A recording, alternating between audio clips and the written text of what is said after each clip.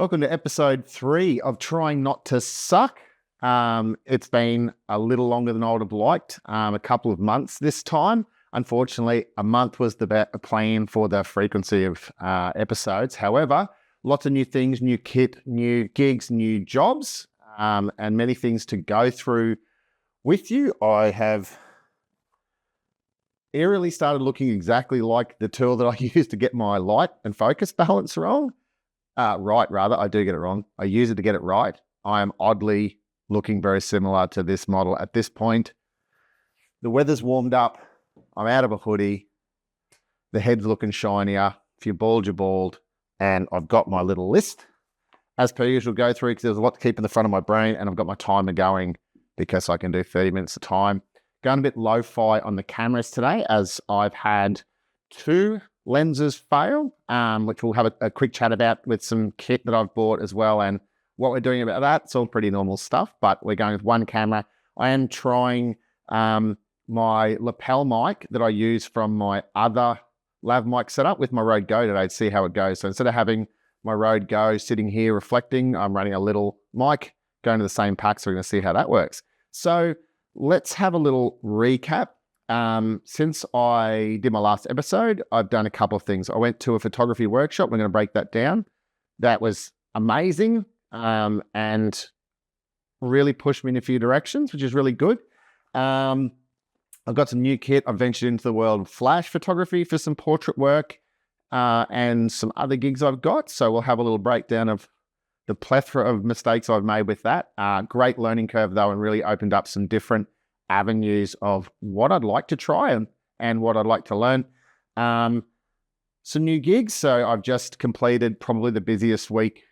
Well, let me say I've had months of being very, very busy. I've picked up a part-time job on top of my full-time job and my photography business. They all sort of come together. I work in photography, videography, but also in tech, and the tech stuff is really picking up. I've been at it for years, both with the gym that I work for and then with the tech companies I've worked for in the last few years, a couple of different ones, all sort of through the same employer, and then now into a bigger one with the same employer, but balancing it all. And then on top of that, I had the biggest month of gigs I've ever booked in one short time period.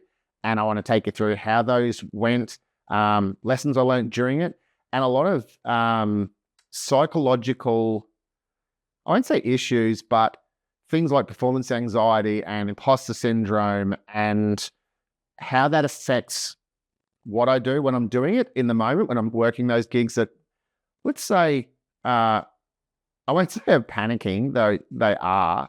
I like to push what I can do. That's something I have learned to do by default.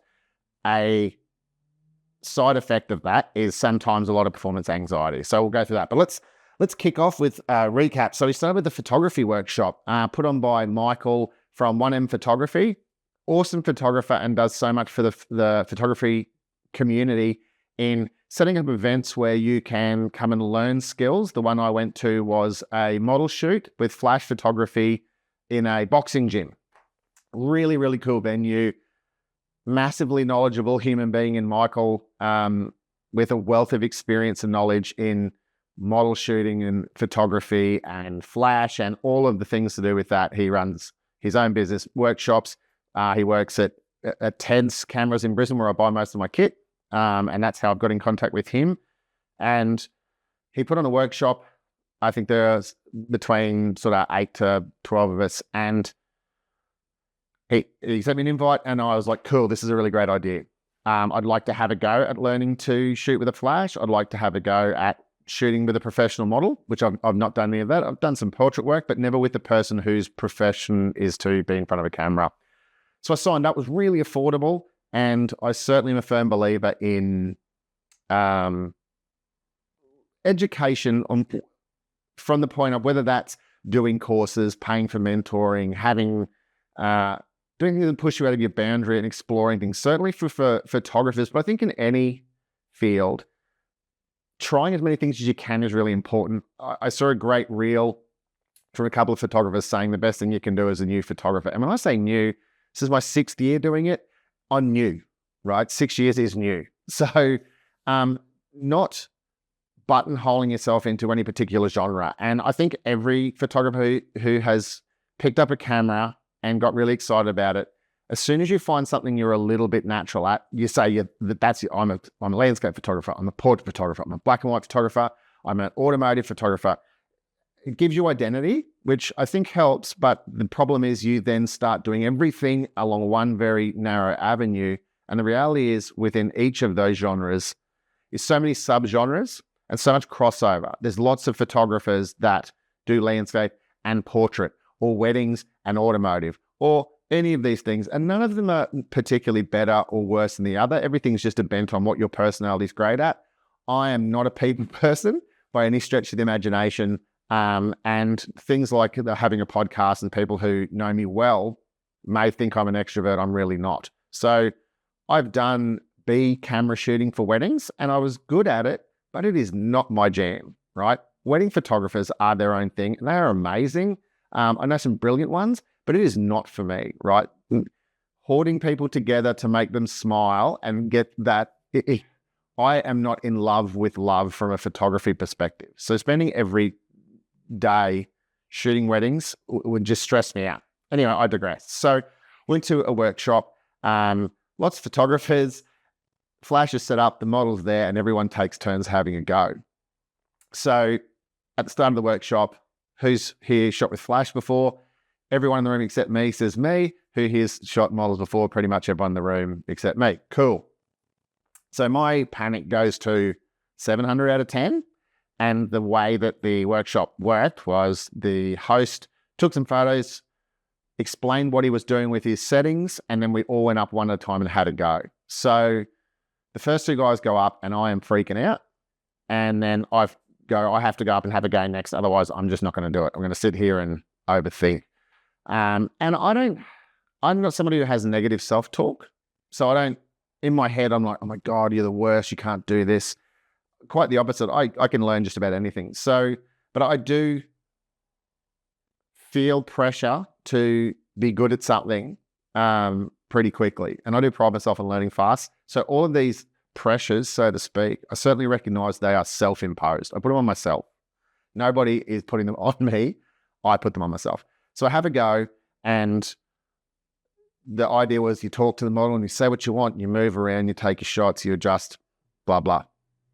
The model must have thought I was a mute, and I looked like the most socially awkward human on the face of the earth. So I was talking very quietly and not making eye contact. To be fair, I find it more comfortable making eye contact with a camera than I do with people, but which is why you see me look around all the time.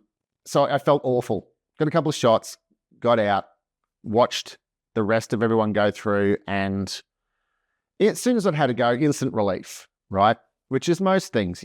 You build them up more in your head than I honestly find anything panicking. Most of the time you're panicked, it's not panicking. So got through it, got a couple of photos, and look, the first couple I shot were fine.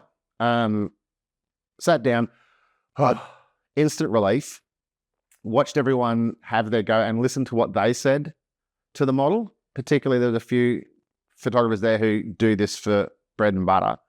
And listening to how they engaged with the model was really priceless, to listen to how they made it fun, how they gave direction and what they were trying to get. And then some settings. Anyway, so we had a go each, and then the model would change outfit. We'd move somewhere else in the venue, change light, have another go. And by the time I had a second go, I remembered that I know how to talk. One of my jobs is a personal trainer. So in a gym, in an environment I'm used to, I do all the commanding most of the time. So I remembered I could talk, had a great time, got some great photos. Some of the photos I'm most proud of that I've ever taken. And look, a lot of that was the right equipment set up by someone who knows what they're doing, with a professional model who knows what they're doing, and I happened to be there taking photos. Now, look, credit to myself. I took them, I edited them. It was great. So that was the first half of the workshop. Second half of the workshop was going through Photoshop with Michael and showing you the kind of editing he does in the systems he uses, from workflow through to some basic and some advanced editing techniques. I can't express to you how much I learned and how much it was great for my confidence. So my message there is do things that push you out of your comfort zone. It was definitely out of my comfort zone. And it took me from being someone who never thought about having a flash to maybe I want a flash. Now, I like equipment. So anything I have a go at, I want to buy something and then I go, maybe that's for me. So I went home, thought about it for a bit and edited my photos, really liked what I got and went, okay, what else have I got this year? So, sorry, I'm just going to check my timer. Sweet, still got 9 minutes before I have to change card. So did the first, that workshop. Where's my little book?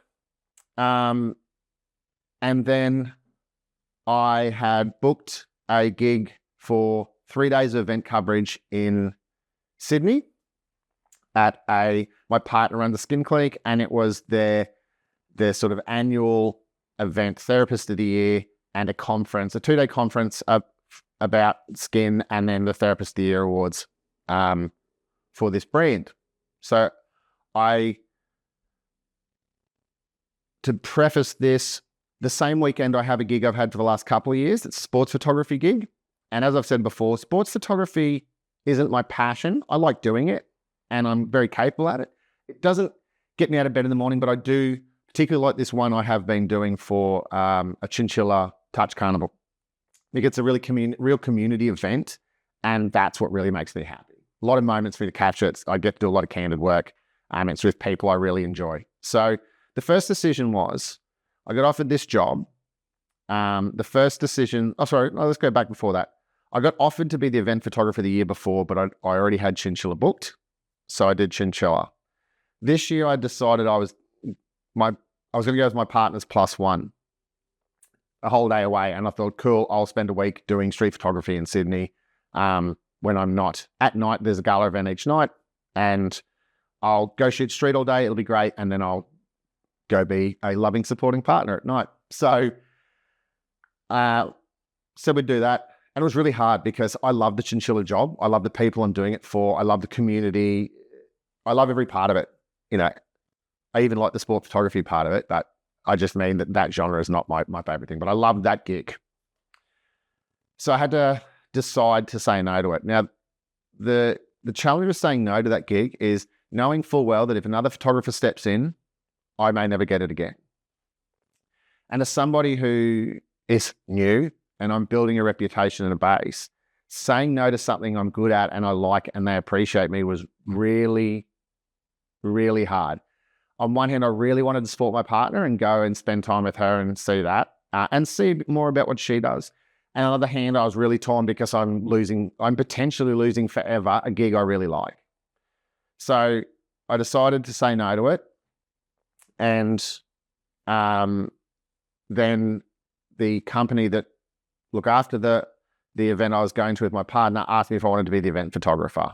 And straight away I went, yes, because that's what I do. I say yes. And then the existential dread, panic, and meltdown comes in. Now, event coverage is my bread and butter. Photojournalistic candids is what I do best. I love capturing moments where I'm not involved or I have no impact on what's happening. So photojournalistic essentially means there's something happening there. I'm capturing it, but I have no direct involvement that changes how the people act. And that's when I shoot street, that's how I like to shoot. When I do family events, birthday stuff like that's how I like to shoot. I'm not the photographer. Even when I do sport before, I've worked with a great photographer at another sport event who he is a portrait style photographer. He will have 2 cameras with flashes and he'll be the guy who comes up and goes, let's get a group shot. Everybody smile. Yeah.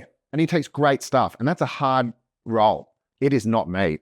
It is 100% not my personality. I'm the guy who stands back and takes the photos as they walk away laughing. I take the shot, right? That's my kind of thing. So the event I said yes to, it's 3 nights, three night events and 2 conference days and super pumped. So let's tie this together. The flash stuff I did at the workshop, I knew that one of the nights they had a media wall and it's a gala event. So I thought, it'd be really great if I got a flash and the workshop was about off-camera flash. I thought this is perfect. I'll buy a flash and a softbox kind of thing. And I run off-camera flash with a media wall, real red carpety stuff. I'll get to put into practice what I learned, and yeah, super cool. I'm going to do a thing. Right. So I ordered my flash, and there weren't any in the country for a bit. So it took a month to come.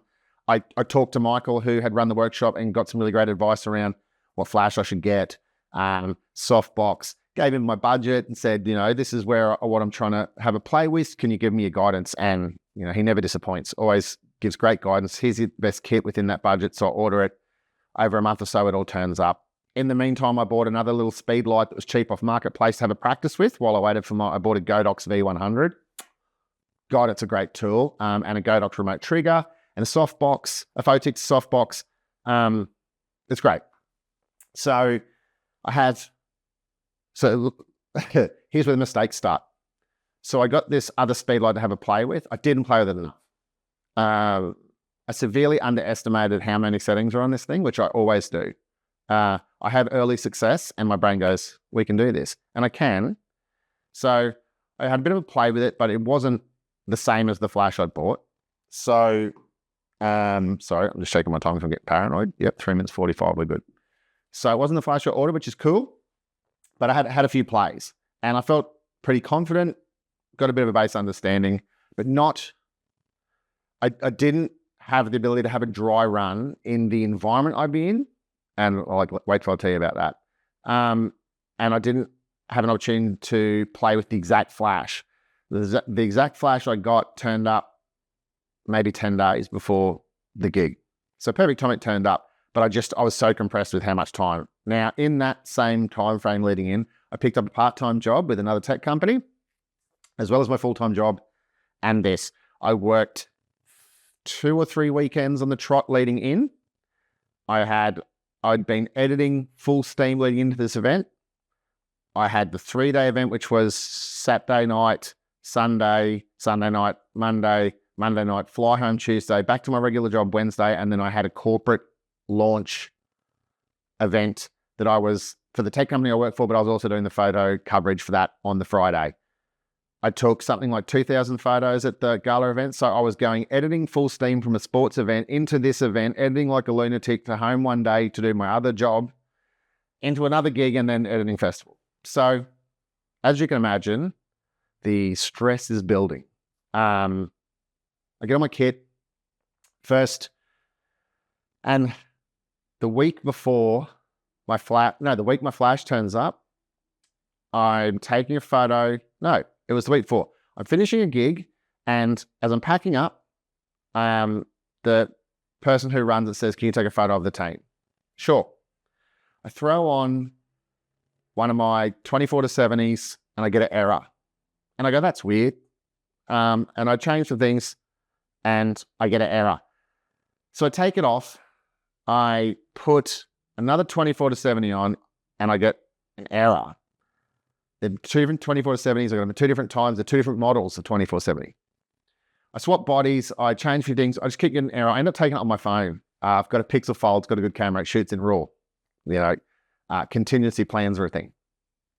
So I thought that's weird. I had a bit of a play with it. It wasn't happening every time. And then a week before I'm due to go to this gig, both lenses crap out. Both of them have done the aperture cable in the lens. So if I shoot anything higher in aperture than 2.8 on either of them, they throw an error. So a week before, I've got a new flash. One of the lenses I normally always take a 24-70. I have no 24-70s. I've got 2 of them, neither of them working. So now I'm going with a 50 mil, which I love. I'll take that anyway, and a 70-200, which I take for a lot of candid work. But I have no telephoto for anything in between. So I packed my kit. That's a whole other ordeal because first time I've checked in my gear on a plane, get there, it's all turns up. I've got plenty of time and everything's going well. Okay, I'm going to change here. I'll be right back. Right, so I get there. I have half a day to have a bit of a shoot, walk around with my partner. First night event. It's really great venue. It is a terrace bar on the harbour, really flash. I've seen photos of the venue days before. This is going to be great. I'm super psyched. first go with my flash on camera. I listen to every podcast I can find about on-camera flash. The day before, flying there, walking around, I'm just listening. I think I've got a beam on it. I've had a few practices. Cool. We turn up. I come out of the lift. The first room is amazing. It's opulent. It's all gold, floor to ceiling, bottles, like it's at Crown. So it's amazing. And the terrace bar is beautiful. The scenery is amazing. You can see the harbour in every direction. And I'm like, this is going to be great. I take a couple of test shots. We're ready to go. And then the sun goes down. And because it was a evening event, nearly the entirety of the party's outside on the terrace bar, and it's all concrete. So it sucks the light out of everything. The ceiling's glass, but see-through glass. So I can't bounce a flash off it because the light just goes into the ether. And now my panic is at a level that is so out of control because the photos I'm taking, it's so dark. I can't explain to you how dark the venue was. And in my head, I was like, I've got a flash. I can shoot at night. This will be fantastic. And none of those statements were wrong, except when you are inexperienced with the tool you've got and you have one shot at taking it. So I start taking photos and I'm changing settings and I'm playing with flash settings and my ISO and aperture and different settings on front curtain, back curtain, shooting on TTL, shooting on manual. I'm doing all these things. And let's not get caught up on the technicality of it, but I'm just panicking. I feel like I'm sinking. I'm doing this gig. It's amazing. The theme's metallic. So everyone's in metallic dresses. Everyone looks really nice. And I just feel like I'm failing at a rate that's insane. My poor partner's there and she can just tell I am panicking. So I'm taking photos and then I'm walking around into an area that there isn't anyone and I'm on chat and I'm Google and I'm watching YouTube videos and I'm messaging photographers I know going like, this is what's happening. Can you help? But I've got like 3 hours to shoot this thing. So I'm shooting. I keep changing settings. I feel like it's working. I feel like it's not. It's going. My existential dread is building and I'm checking my panic and I'm doing my best to not. Like, I didn't just shut down, sit in the corner, have a cry and go, well, I've messed this up. Some of my brain was thinking it, but I'm like, just have another go. Come out and shoot shots, practice, change settings, have another go, change settings, have another go, change lens, change camera, change angle I'm shooting it, put the diffuser on, take it off, try all these different things. So that's the first night. I felt pretty deflated by the time I got back to the hotel room and dumped my cards, had a quick look and was like, I think I got a couple. Normally I work any gig and on the way home, I'm excited. I'm like, I've got 10 bangers there at least and 50 shots that are acceptable. But that night I felt like I had nothing. I really was just like, oh my God, what have I done? So I've got to get up the next day, shake it off. It's a conference. Conference is well lit, 200 people, lots of tables. That's my bread and butter. So I felt fine doing that. But again, I didn't feel like I was getting anything spectacular. I still felt, honestly, very shell-shocked from the night before. It really rocked my confidence. And that's not generally something I struggle with. So second night is a dining event. And the light was better, but it had I wasn't shooting flash that night. There was enough light to shoot without it. However, it was a concrete box. What is with concrete? It's funny. When I'm shooting myself out at night, I love shooting at night. I love shooting canopia work, abandoned areas, industrial. It's all concrete. I love it. But I'm not usually shooting people's faces in a concrete box. I'm shooting the concrete. And if it's really dark, I'll put it on a tripod. We'll be fine. Was not fine. So, and they also had little LED lights, single lights all over the place. It looked beautiful for the person there having the dinner. It looked great. But for a photographer, 3 people take our photo, 2 people, complete shadow, 1 person with an LED light directly over the head looking like a ghost story. So I've got 2 humans and a ghoul. Not that the person looked like a girl, but the lighting was like a girl. But it wasn't as bad as the first night, but because I got so rocked by the fear of failure on the first night, the second night, I still felt very non-confident. Fake it till you make it. I got some stuff off. I got back to the room. This is the second night in a row. 11 o'clock at nights or midnight nights. Dump my cards, have a look. Okay, better than the first night, still not really great.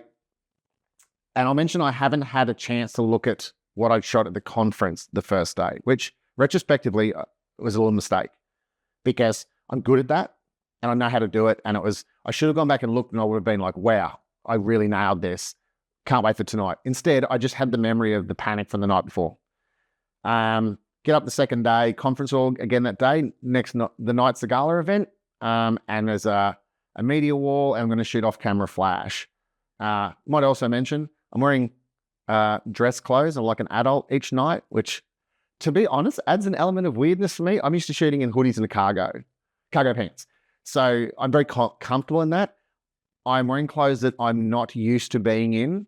I don't have any pockets. God, somebody make dress clothes with fancy pockets for the ADHD father in his 40s who likes pockets. Anyway, so I'm like an hour early, the media wall set up, there's no one there. I set up an off-camera flash and I take a bunch of test shots and then I pester my poor partner to come down and model from the room upstairs to model for me to get it right.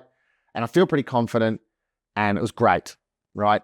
Which was what I bought the setup for and what I had the most experience on, though limited, and I could be the most prepared for. Now, I was early to every event to bump in, have test shots, to be as confident as I can. But sometimes you can only be where you can be. And having test shots when there's no humans there is also somewhat limited. And also going there at 4:30 in the afternoon when it's well lit and the event's at 7 and then it's dark and they go, oh, mood lighting, let's bring all the lights down 8 minutes before the people get there.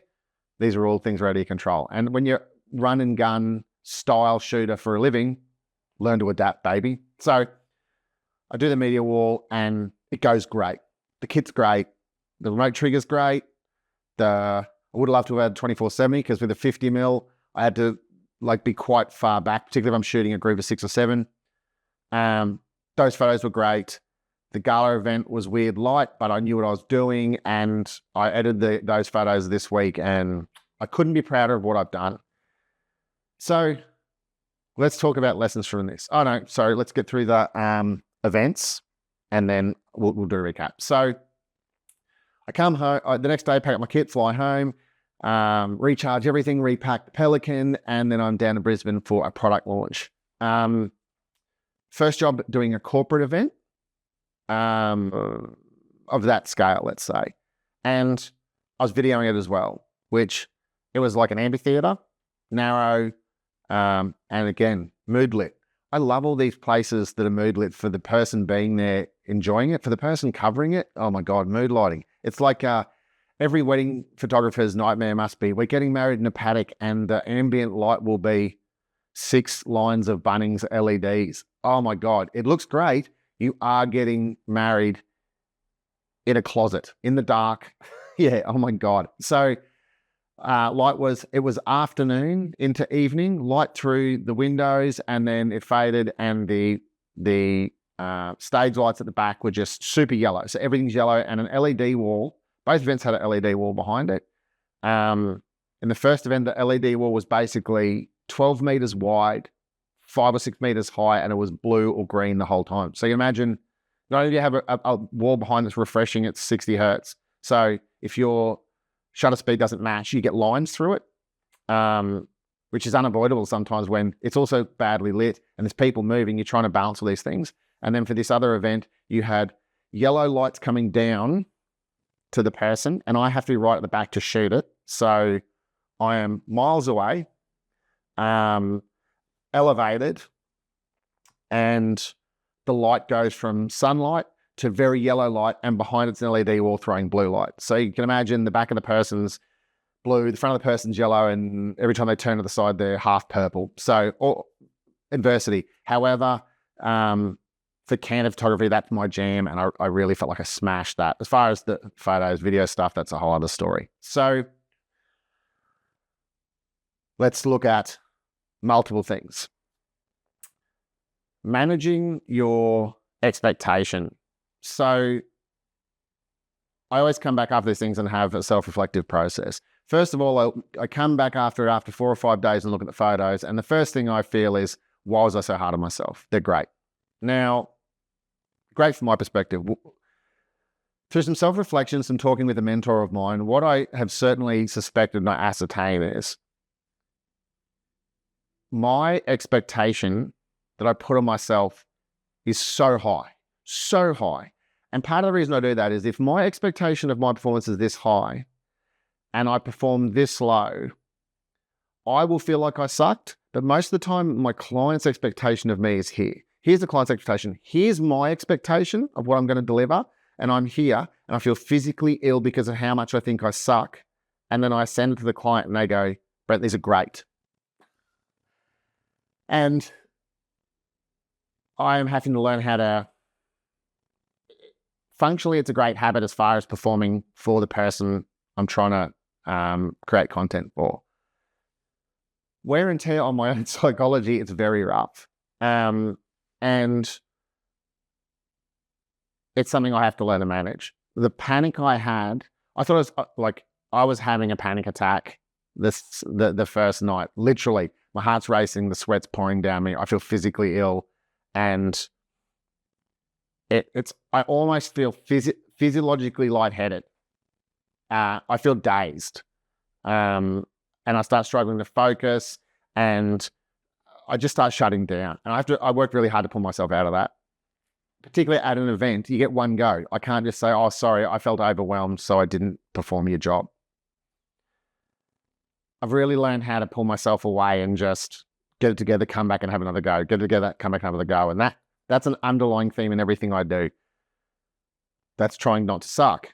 Fail, have another go. Fail, have another go. Fail, have another go. If you can just keep having another go, you'll probably get it. And then all of a sudden it's fine and you go, I went from being, I can't do this, why do I suck so much, to hold my beer, I'm a god, look at this performance. Which is a little bit of how I feel a lot of the time when I do this stuff. Get more experience on my kit. When am I going to learn this? I don't always have the opportunity, and often it'd be great to have $10,000 to throw at things every time to buy the best quality gear I possibly can, that's best suited to the thing, and then have months to play with it. But reality is it doesn't work like that. I'm always on a budget. I'm always trying to get my kit to perform higher than it's probably designed for, and I'm trying to perform higher than I'm probably designed for want of a better description. So managing my own expectation, I'm pretty good at managing my client's expectation. I'm suckful at managing my own expectation. So being a little more realistic as to not wear myself out as much emotionally. Can tell I keep touching my mustache. So when I make myself uncomfortable, my mustache itches. Anyway, so managing that imposter syndrome, for me, imposter syndrome is just pressure to perform. And understanding that that's what that is for me is really essential, and has been really essential in pushing for bigger jobs that will lead me places. Like, I can't wait for the photos of this to hit socials and a few bits of things, because I'm so proud of them. They're great. It's some of the best work I've ever done in some of the most adverse environment, from learning curve and managing. I'm not just happy with them for how hard they were to take. I'm just happy with them. They're just great. I captured some good moments, and that for me is what I'm all about, capturing moments. But I have to manage my expectation. I also have to do better at saying no to the right things. I'm at a point with my career where I can't just keep saying yes. At some point, I have to say no, because I'm going to wear myself out. And getting the right gig, a business owner I know told me earlier in the year, I've got to stop doing $1,000 jobs for $500. And he's right. The person who wants me to do them a favor is always more trouble than they're worth, and I get really stressed about it. Whereas the client who's prepared to pay what I'm worth or what the product's worth is rarely a pain, in my experience. So valuing myself is something I'm learning to do. It's an ongoing thing. You know, you get confident, you realize your value for things, and understand that most of the time I'm projecting my own issue about what I think my work is worth on someone, and then having it come back at me. So instead of saying to someone, it's $1,000 a day, because I know if it's a day's work, there's a day's editing at least, that's 2 days worth of work. And by the time you break down the hours, 2 12-hour days, $1,000 is not actually, it's a really good price for reference. when I say this is your best value and this is what I charge, people are happy to pay for it. When I say, oh yeah, but I can probably do it for this, I've just told them what to buy, but I still expect myself to put a day's work into the half-day job. And now that person's getting twice the value and I'm beating myself up on why am I so exhausted and I only generated this much income. And income is a measure for what I do. I have to buy equipment and I'm trying to make it a permanent part of my income generating life to pay for my kids and my house, blah, blah, blah.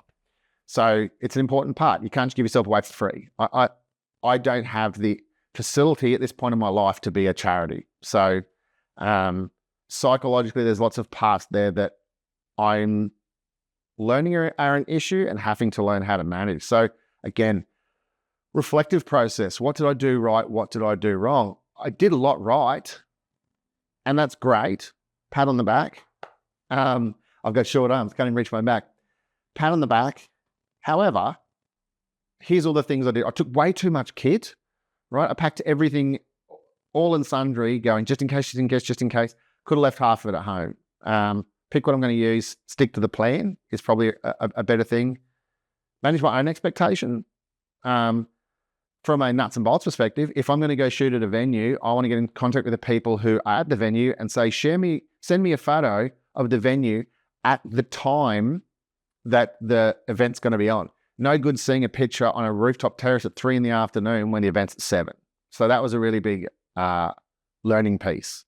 And the other bit I've implemented has been talking to clientele about what they actually want to capture. Because a lot of the time they have a budget, they want a photographer, and they're pretty vague. Yeah, just get the stuff.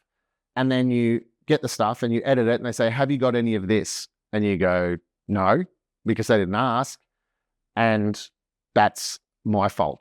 Why didn't I ask? What's important to you? What is the reason you have a photographer here at this event? Is it to capture photos for the people who are at the event? Is it for marketing photos for your business? Do you want me capturing happy people, or do you want me getting a photo of everyone giving the thumbs up and saying yay on every table? To which the answer is always yes. But yeah, explaining one or the other. So that's managing their expectation. And then from that, I can manage my own. Here's what I'm supposed to do. Here's a timeline of when I can do it. And now I'm comfortable, as opposed to, I don't know, I turn up, I bring 7,000 bits of kit and they go, just get all the things. And I'm a walking anxiety machine for 3 hours, trying to get everything while smiling and not have sweat running down my bald noggin into the, like I'm fogging up my own glasses when I'm doing it. I'm so panicked and I'm constantly doing this. So that's the big takeaway lesson from these gigs. Let's check the timer. Right, I've got a minute before I have to switch one more time. So let's talk. Actually, I'm going to change over the card and then we are going to talk about new kit and directions we're heading. Home stretch. So we've covered the workshop, we've covered new kit, we've covered new gigs. So lessons I'm learning. Branching out on some different things was really great. So the flash stuff is definitely becoming part of my life. And I'm very much enjoying that avenue and some different portrait work. I have really valued a couple of things in the last 2 months worth of work. Having a mentor and having people reach out to a mentor. And to preface this, my mentor has been the same mentor for 17 years across multiple industries, which is really valuable because it's mentoring me across business, my life, many things, not just the camera. Another important avenue of that is in having specific people. I've got close mates who've mentored and taught me in photography, and now a community of other photographers to bounce things off. Really important. It's specific. Sometimes you need to ask a specific person something about what you're physiologically doing. There are thousands of photographers. Most are pretty reasonable human beings. Go and ask one. Camera shops, go in. Like I use Ted's. I love Michael. The shop's fantastic. I get great support. Go ask a professional who works in that industry what they think. go to their workshops, pay them to mentor you. But find someone, sometimes other than the online community. I'm in lots of online communities. Honestly, there aren't many that I just think are great. Most of them are someone asking a question, 10 people telling them why they're dumb, another 10 people saying ignore the haters and just blowing smoke up their ass. None of that's really helpful. You need somebody to take you through it. Sometimes you can get quick troubleshooting answers. I can honestly get as many useful answers out of ChatGPT as I do in photographer communities. I just think the online thing attracts a certain level of jerks, for want of a better description, and it's a very gatekeepy thing. You know, for example, I have cameras that have mirrors. It's an older style camera. If I ask something about autofocus in the chat, I'll just get, you need to buy a mirrorless. Oh my God, your technology sucks. Why would you use that? It's a piece of shit. You need to spend $10,000. Like, thanks for your help.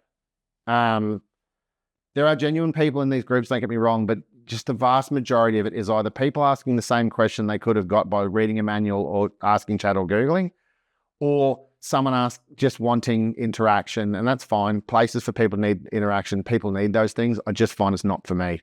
Getting a mentor, having mentors and having communities around you really important. I'm going to another workshop, a Halloween one at the end of October.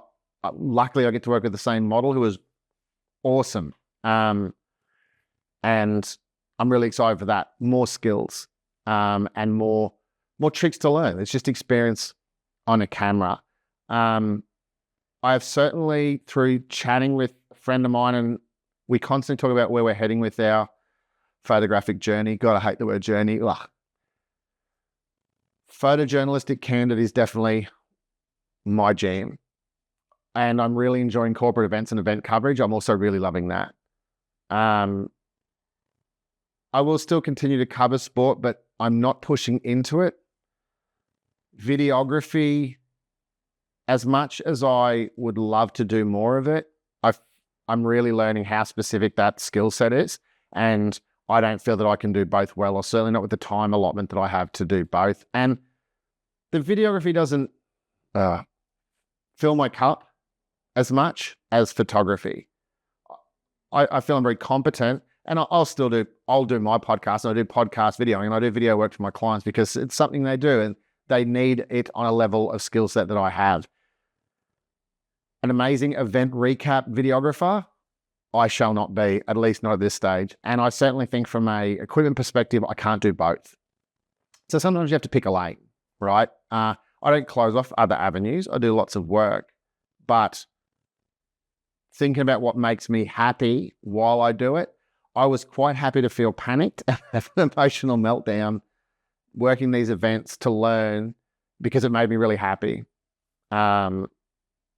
Which is so important. I think particularly a big challenge for anyone working in an industry that's creative is not letting the more work you get and the more busy you become, not letting it grind the passion out of you of why you loved it in the first place. I quite love tech work because of the way I feel when I work it. I like workflow. I like working remote. It gives me great flexibility. I get to be creative in a completely different way.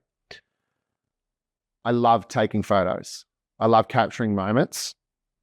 And I like that it makes me happy, and that making other people happy is a nice side effect. And if you're paying me for work, I want you to be happy with the work, but I need to be happy with it first. And that is a wonderful headspace to be at in my life, where I'm aligning how I feel about what I'm doing rather than just surviving on the approval of people I'm doing it for.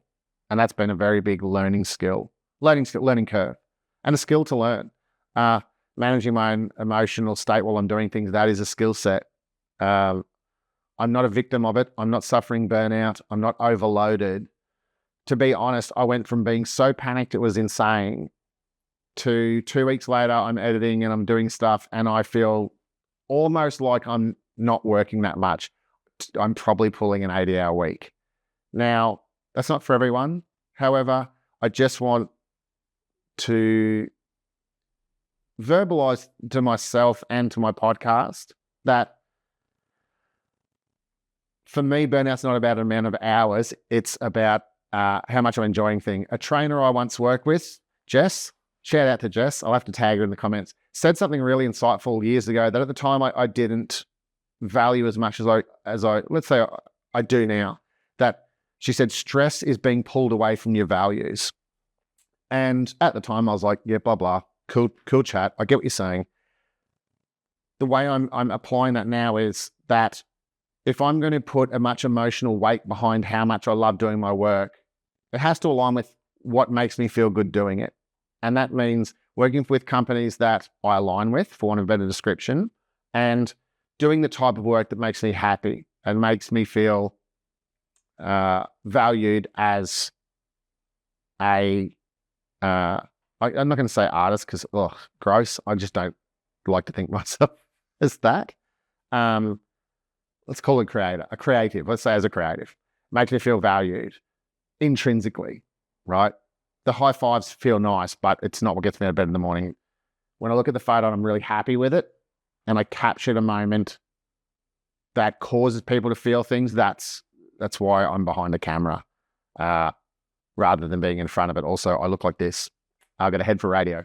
So there is a long, blurty podcast, probably the longest one I've done. Yeah, I'm sitting at about 35, 40 minutes. So let's wrap this up. Takeaways from this are managing your own expectation, managing the expectation of those you work for, understanding that the pressure 90% of the time is coming from you. And that is a really big thing to understand and a hard pill to swallow sometimes. It is much more comfortable to say, this thing happened and because of that, I feel this.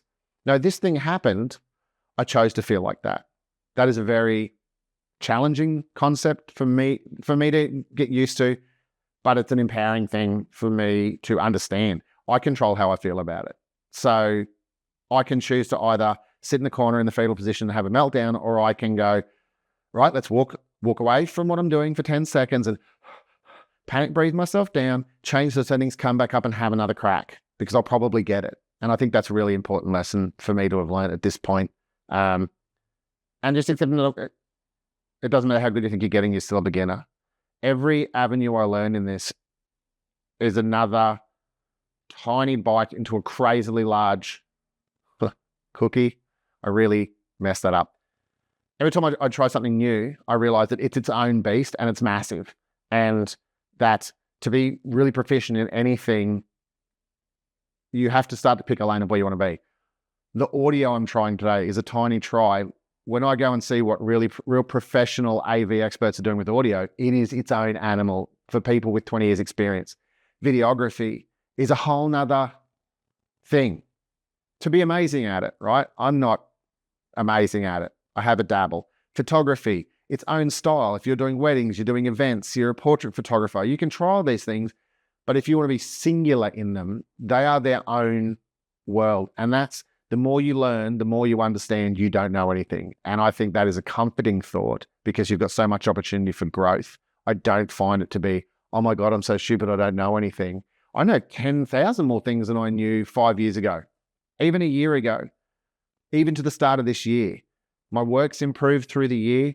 My confidence improves. Though I find out that I don't know stuff, and I certainly sometimes go, oh my God, I don't like how this looked. I could have done this better. I learnt, I improved. The quality of what I'm putting out now, in my opinion, compared to 6 months ago is a huge leap. And that's a wonderful thing to feel good about, that I'm 43, I'm still learning. I'm 6 years into this industry, for want of a better description, and it still excites me. I still get up every day, and if I get to be on the camera, I'm like, awesome. And in my spare time, what do I want to do? I want to have a cat, take some photos, or take photos of my kids, or have a play. So get out, try something different, freak yourself out, surround yourself by human beings who are interested in seeing you thrive and are supportive. Find the mentors or people who can teach you or want to be engaged and help lift you up. Don't waste your time with people who want to push you down, and don't become the person who's trying to push everyone down. Go out and find something that fills you up in here. I'll see you next month.